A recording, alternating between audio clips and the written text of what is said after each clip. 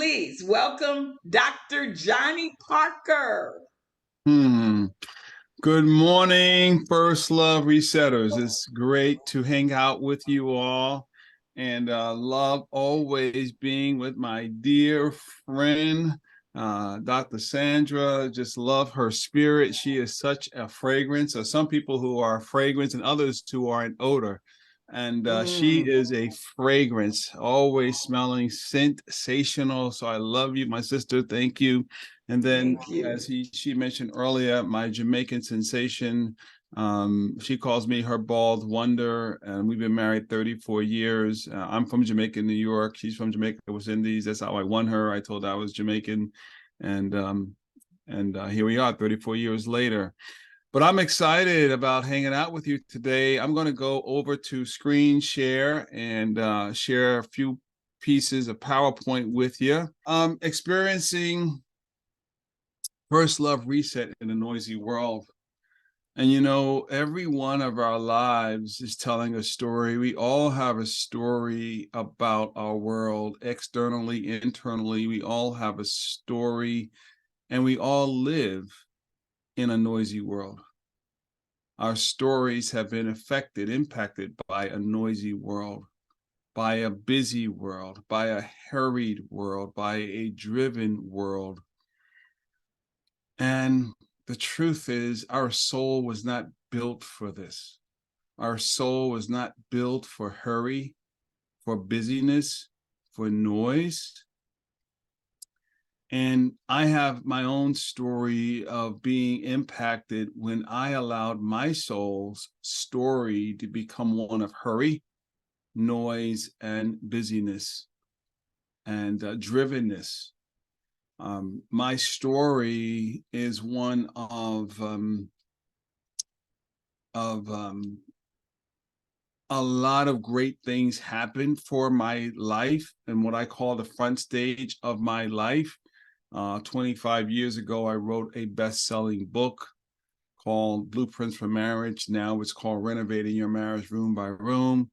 I started speaking nationally, internationally, began to travel, and my wife along with me began speaking at marriage events, began doing corporate events, and I wrote an article for Ebony Magazine about Barack Obama, where we can learn, particularly Black men can learn from first Black president. Been on BET, Black Entertainment Television, and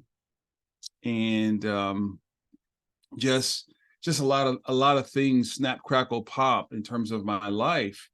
And it's a dangerous thing when you get what you want and find yourself still unhappy. Because the front stage of my life, I got a lot of what I thought I wanted, but the backstage of my life was in a lot of pain. I can still remember the night, a Thursday night, my wife, we have 3 sons. They're now all young men and adults. One's married, 31, one's 27, one's 24. And we're empty nesters. But at that time, they were all preteens. And my wife was driving me to BWI. I was going to go to Colorado Springs to give a talk. And I had tears coming down my face. I didn't want her to see.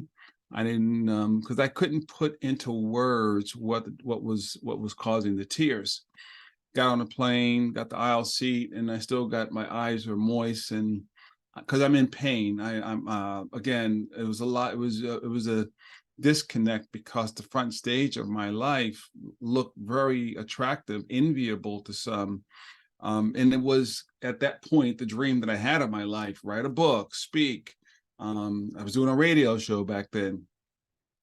And but it was still confusing, because again, on the front stage, it was snap, crackle, pop. I got what I wanted at that point, but disconnect, because also here I have written this book on marriage, and my wife and I are going through a very dark period in our marriage. I'm ready to have an affair. Didn't have one, but just in pain and ready to act out, and realizing that whatever you don't talk out, you act out. I'm starting to have panic attacks and battle with depression, and just very confused. And I can remember the ocean is a place that quiets my soul, and I get clarity. And I remember going to the ocean, and it was coming up on my 40th birthday. My wife asked me what did I want for my birthday, and I said, you know what, I just want to have my Bible, some praise and worship music, and I just want to go to the ocean and be alone with God. And God met me there.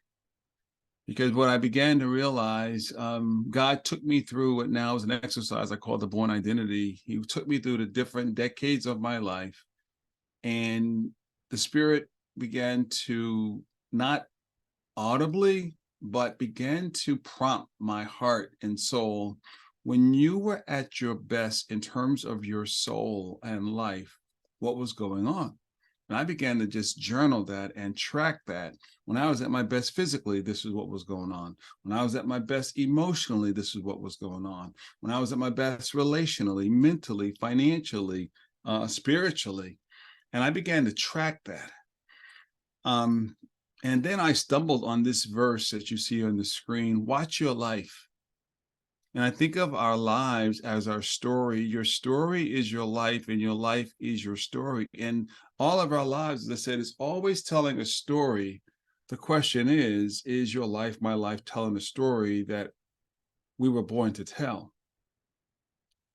And so watch your life and doctrine, your teaching, your beliefs, your doctrine, persevere. I mean, this is a very strong word. This is an imperative. Persevere in this, because if you do, everyone wins. You will save both yourself and your hearers. And I began to realize that we don't bump into better in terms of our lives. We don't wander to wellness. That better and wellness happen intentionally, not automatically. And that my soul, your soul, was not made for busy, hurry, noise. It was not made for that. It was made for this, and I'll come back to this in just a moment. But this is what can happen if we're not careful about our soul. We can have what I call soul abuse. And soul abuse is what you see here. It's the repeated emotional and spiritual damage to the deepest part of who you are, of who I am. It's the silent killer. The soul, the deepest part of who I am, who we are. You take the prefix ab, and the word ab means away from. Okay, absent, away from, not being present. Abdicate, to relinquish responsibility. So you have ab, away from, and then you have the word use. The word use means intended purpose, function, and design. So when you put them together, away from, intended purpose, function, and design, you have soul abuse. Away from the soul, away from intended purpose, function, and design, that our soul was not built for constant chronic hurry, chronic busy, chronic noise. And it's easy when we're not careful about this, our story, for our soul to abuse our soul. And that's what was happening with me. And you see it all the time on social media, on IG and LinkedIn. And I'm not poo-pooing, cursing social media, because I use it for my work like all of us. We're active, and I praise God for technology. But if we're not careful about watching our lives and our story, we can find ourselves caught in a chorus of this: be more, do more, have more, get more. Be more, do more, have more, get more. Be more, do more, have more, get more. Be more, do more, have more, get more. Some call it the grind. And if we're not careful, it's easy for our lives to get caught in this soul abuse. Again, the soul was not built for noise, constant noise, chronic hurry, chronic busyness, drivenness. Not so good. Drive is good. We need drive for ambition, to carry out calling and work. But drivenness, oftentimes when I hear my clients describe they're driven, they're oftentimes chasing after a finish line that does not exist. they're oftentimes using front stage behavior to heal or to avoid backstage pain. Now I'll go back to this example of what we talk about, the front stage, backstage, like the theater. Growing up in New York, I've gone to a few plays in my time, and we know on the front stage of a play is the public side of things, and it's the public side of things. So here's what it looks like metaphorically in our lives: the front stage. There's communication. We speak. We have words. Words matter. We have family. We have relationships. Front stage. We have work. We have career. We have tasks.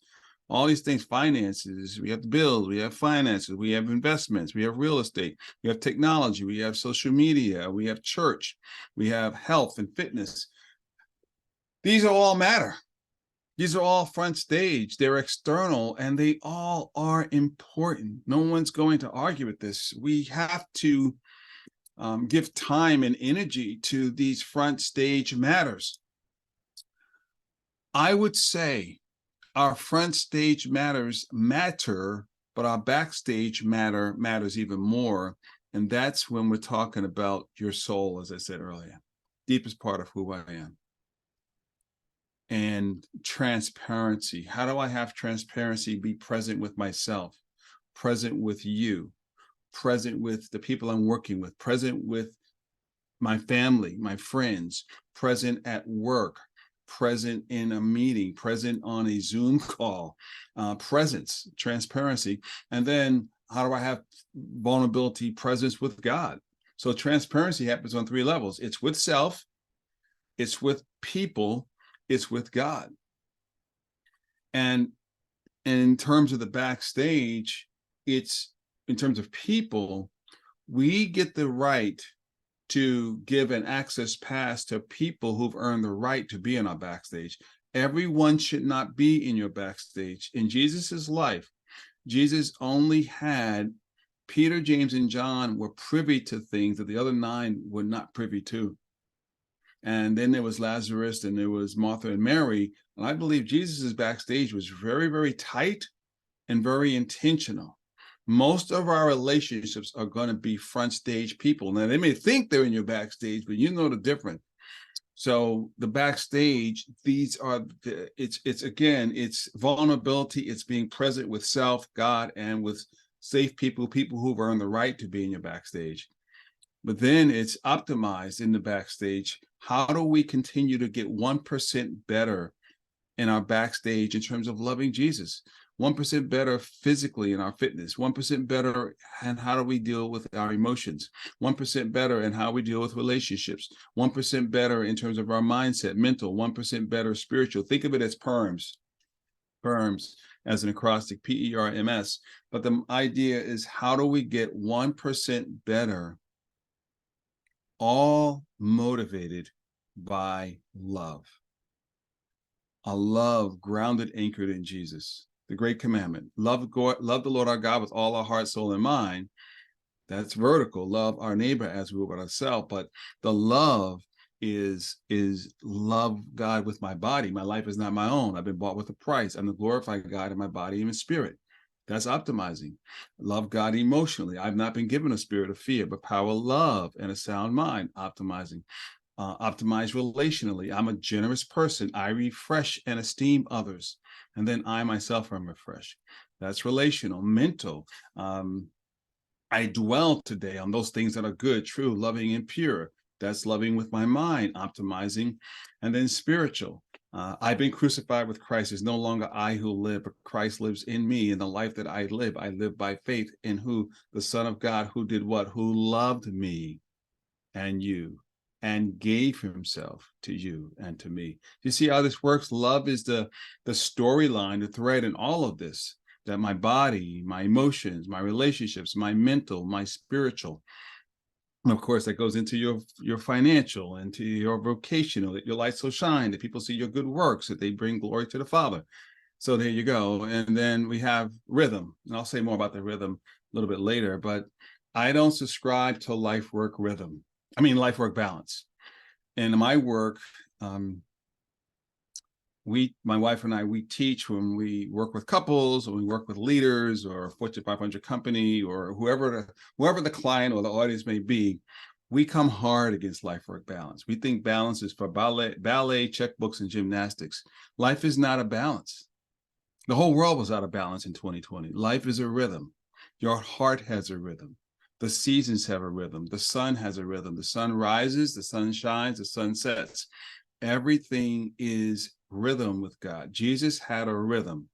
You see this modeled in Jesus's life in Mark chapter 1, verses 30 to 35. On the front stage, Jesus is crushing the day. He's healing people and he's casting out demons. That's a pretty demanding piece of work in one day, right? And so he's doing that. That's the front stage. Verses 30 to 34, he's doing that. Verse 35, Jesus goes backstage. It says, while it was dark and early, he departed to a solitary place, and there he prayed. That's the rhythm. Whenever Jesus would pour out on the front stage of ministry, whether it was healing you, casting out demons, teaching you, or feeding you, immediately the rhythm was he would always go to the woods, to the wilderness, or to the water. And that was his rhythm. That was his rhythm. And then, and I got, if you ever want to download something around this, I have, I've written around this life work rhythm and how to have practical tools and tips, and actually we'll end with that today as well. And then yield.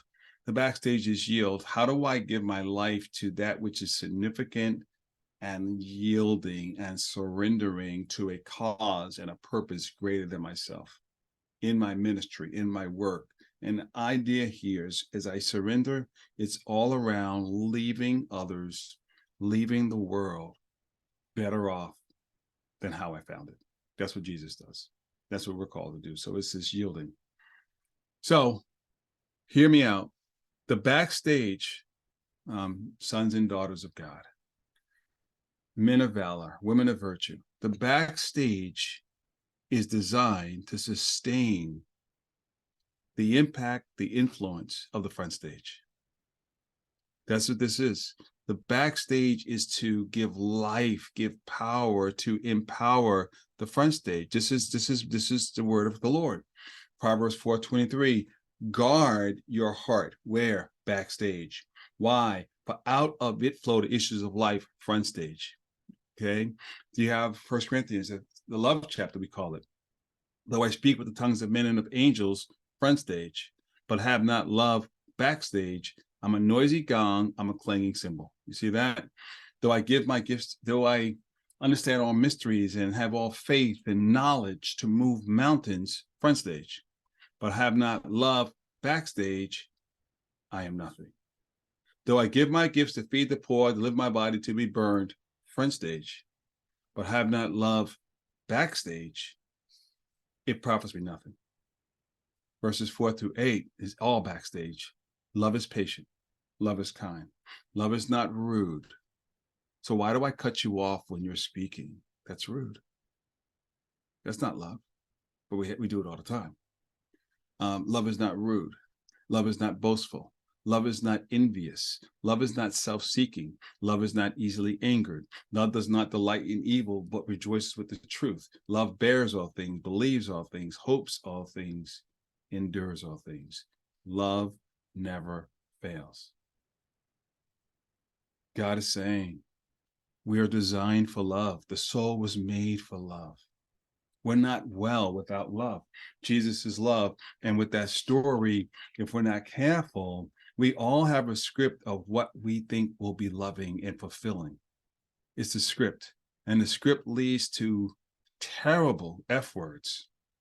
Yeah. Frustration, failure, futility, fruitlessness, foolishness. That's the script. But guess what? That's not the end of the story. The story only makes sense in terms of love when it's the author writing the story, Jesus. So now we have the script. Hebrews 12:2 says, looking unto Jesus, the author and finisher of our faith. And now No longer the script, but now we got the scriptures. And the scriptures lead to wonderful F words: forgiveness, forbearance, flourishing, fruitfulness, um, fortitude, favor. You see that? So every day we got to make the choice. Do I do the script? Do I do the scriptures? Do I do me, or do I do thee? Will I live my life from the front stage and ignore the backstage? You see how that works? So practically, this is what I share with you about the soul abuse piece. This is, we need soulness grounded in the love of Jesus. And some of us, perhaps, we've left our first love. We've left our first love. And there's signs of when you leave your first love, soul abuse happens. We find ourselves striving and grasping, and we're eager for attention. We're eager to make a name for ourselves. Where selfish ambition takes over. We find ourselves comparing, and when we compare, we despair, and so we just got a lot going on. But this is what Jesus says. This is what the Word of God says. He says, Exodus 33:14, he said, "My presence will go with you, and I will give you my peace." I know my presence will go with you, and I will give you rest. Rest is something that we experience from God when we enjoy His presence. The question is, God, well, how do I experience that presence? How do I experience your rest? I think the New Testament concept of rest is really the fruit of the Spirit, that when you get the fruit of the Spirit, you have God's rest. When we are walking in the fruit of the Spirit of love, joy, peace, gentleness, goodness, faithfulness, kindness, patience, and self-control, that's a evidence of the rest of God, of experiencing God's rest. So practically, let's talk about how do we experience that in this life work rhythm as we come to a close. One of the ways that we walk in the story that we were born to tell, one of the ways we put an end to soul abuse is we have regular moments of reflecting. That's what Jesus did. That's what Genesis chapter 1, 31 to chapter 2, verses 1 and 2, it says, God looked on his work and saw that it was good. That's reflection. What would it look like for you today, this week, or at the end of the day, to look at the work you did today and reflect? And here's a question that I ask my clients all the time. What good work are you most proud of today? What good work are you most proud of this week? Harvard did a study on the power of reflection. And it said that when leaders make a point, when I say leaders, we're just talking people who impact and serve. That's all. That's as deep as I get with leadership. People who impact and serve. So Harvard did a study and said that when we spend 12 to 15 minutes a day over a 10-day period reflecting on our lives, and I would say reflecting on our lives physically over a day or a week, emotionally, relationally, mentally, spiritually, financially, reflecting how am I showing up in these areas, Harvard says that we actually increase our productivity by nearly 25%. That's amazing to me. You actually increase your productivity when we are making time to reflect. The second piece is recenter. We have to have a center. We have to be clear about a center. One of the practical things, if I were coaching you, where you would take your last name and form your core values using your last name. In our church, we have communion once a month. So you would take it's a time to commune with God. It's to enter into that fresh, loving relationship with Jesus. And so you could take your last name, form an acrostic, like we have our last name, Parker. We have an S for Parkers. And it's our center. It's our core values. Represents our center. So the P in our last name is pleasing God. The A is accepting one another. The R is respecting one another. The K is keeping short accounts. And if we have conflict, but when we have conflict, so that's the K. The E is encourage one another. The other R is renewal, and the S is service. And one of the ways that we like to tangibly remember this, we actually have a core water bottle. You see me holding it up here. Core. Why? Because our center represents our core values. It's our first love. My wife is my second love. Every relationship that you have is a second love relationship. Jesus is a first love relationship. And let's be honest, we don't always stay tethered to the core. We don't stay tethered to the center. We move off center. When I go into companies, I'm always looking at, what are your core values? How are you being intentional about living these core values out?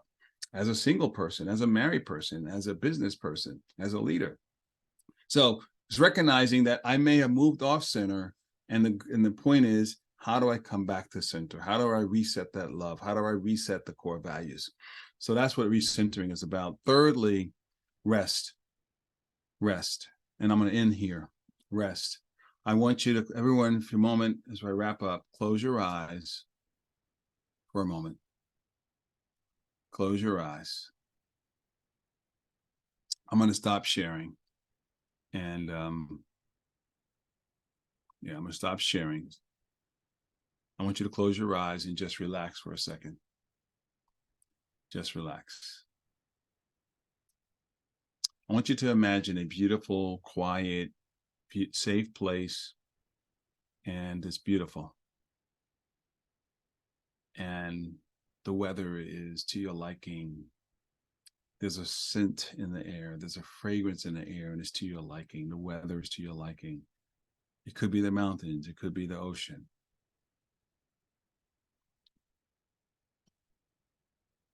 And I want you to simply breathe, taking a deep breath. Taking a deep breath. When you're breathing in, it could be you're smelling the smell of roses. When you breathe out, you're blowing out a hot candle. So breathe in deeply. Breathe in. Hold it. And breathe out.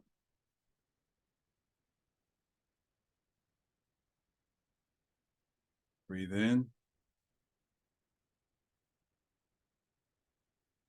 And breathe out gently. And just softly repeat this verse after me. My soul finds rest in you alone, O Lord. And then softly, slowly repeat after me. Satisfy my soul with your unfailing love, giving me joy and making me glad all day long. Last breath. With this last breath, make a fist as tight as you can, representing any tensions, stressors, pressures, worries, confusion, distractions. Make a fist as tight as you can. And take in a really good, deep breath. Smell the roses, take in the scent.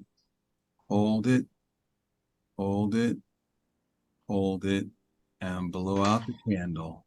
And open your hands and release whatever tensions, stressors, anxieties you've been carrying, and enjoy the sense of coolness, lightness in your palms, in your hand, in your fingers. And thank you, Jesus. We love you. As the Father has loved you, Jesus, so do you love us, and we love you. In your name,